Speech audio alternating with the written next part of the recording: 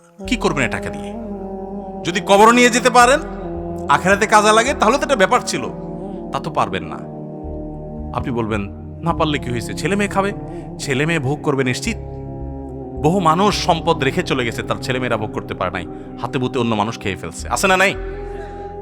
সবচেয়ে বড় হতভাগাকে জানেন? আল্লাহর জমিনে সবচেয়ে বড় দুর্ভাগা, সবচেয়ে বড় বেয়াকুব এবং নির্বোধ মানুষ হলো সে, যে যাদের জন্য চুরি করবে তারাও সে দায় নিবে না। কিয়ামতের দিন ছেলে আয়সা বলবে না, আব্বা চুরিদারি ডাকাতি 2 নম্বরই যা করছেন, ঘুষ সুদ যা খাইছেন আমাদের জন্যই তো খাইছেন, আল্লাহ আমার আব্বারা জাহান্নামে দিয়ে না, আমাদের নিয়ে যান। বলবে না ভাই, কোরআন বলেছে ইয়াউমা ইয়াফিরুল মারউ মিন আখিহি ওয়া উম্মিহি ওয়া আবিহি ওয়া সাহিবাতিহি ওয়া বানি।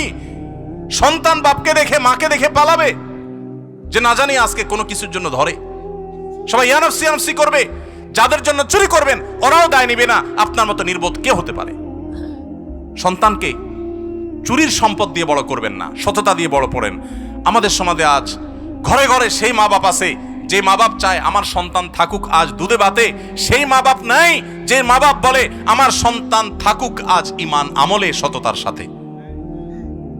সেই মা বাপ নাই। মা বাপ নকল কিনে এনে দেয়, বাবা 2 নম্বরে করে পরীক্ষা দেয়। যেই মা বাপ সততা শিখাবে, সততার সংকল্প করাবে, সেই মা বাপ চুরি শিখাচ্ছে। এজন্য সমাজের রন্ধ্রে রন্ধ্রে, কাজে বাজে, কোনাকাঞ্চিতে সর্বত্র দেখবেন চোর আর চোর উৎপাদন হচ্ছে, দুর্নীতিবাজ উৎপাদন হচ্ছে।